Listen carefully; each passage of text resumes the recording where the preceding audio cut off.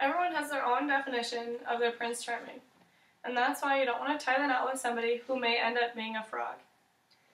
And that's why cohabitation before marriage is the best way to go with relationships that may end in marriage. There are strong arguments on both sides, but I believe that cohabitation is the smartest thing to do in today's society. Cohabitation before marriage provides many benefits, but today I'll be talking about 3 of them. First, what cohabitation provides. Second, the financial benefits of cohabitation. And third, how it is a trial marriage. My first main point is cohabitation before marriage and what it provides. It provides answers about your significant other that you may have not known before. What each enjoys, their daily routine, if they're clean or messy, or things you just may have not known about them before, or that you couldn't have known without living with them. Cohabitation before marriage is a deal maker or a breaker. You see them at their worst, you see their habits that they do on a daily basis that you may have not seen before, and you also see them at their best. It makes sense in today's modern world because you can sort out your issues and learn each other's secrets and things you may have not known before starting a family or getting married.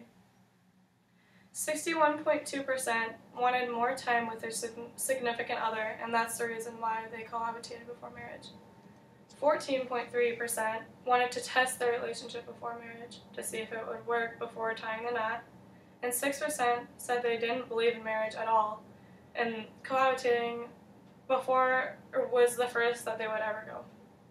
18% believed it made financial sense, and that's what brings me to my second main point, the financial benefits of cohabitating before marriage. It is cheaper for 2 people to live together. You can split your rent or your mortgage, and there's pooling effects. If you're fired but your significant other is still working, you can rely on their income. You can still have a steady money coming in to support both of you. It also helps with state and federal taxes. There's social security benefits. Up to 50% of breadwinners benefit at retirement. And if you wait until you're 70, you can claim survivor money. There's more money compensation as a pair than being individual and saving, tax breaks, and there's more security. Life is much easier in general. You have a support system, emotionally and financially. And if you have kids before cohabitating before marriage, there's tax breaks also. Many modern day marriages will come from cohabitation and sharing, and there's more potential for a relationship if you live with that person and you become known to their habits and things like that before getting married. On a pros and cons list, pros outweigh the cons in every scenario. Cohabitation is like being married before tying the knot. You can also save up for a wedding and a future family or a house before getting married. It will save stress and arguments between you and your significant other when you get married because you'll have money saved up, and having money saved will reduce problems when and if you decide to get married with that person. My third main point is why cohabitation before marriage is a trial marriage.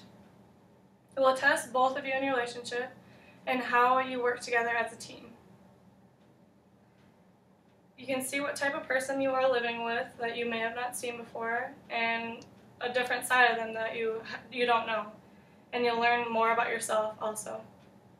You can split the rent and mortgage, and it shows commitment and how serious you are about a relationship. You may not know how serious you are until you start living with that person, and it also shows your significant other how serious you are. Boundaries are important, and it makes an important step in any relationship. It can help prevent divorce later and unresolved issues by getting those out and living together before you get married. As long as you do it correctly and for the right reasons, cohabitating before marriage is the best thing you can do to progress a relationship. It makes it so that there's no secrets or loose ends before getting married or having a family, and it makes life after the honeymoon stage of marriage easy. It financially makes sense, emotionally makes sense, and it logically makes sense.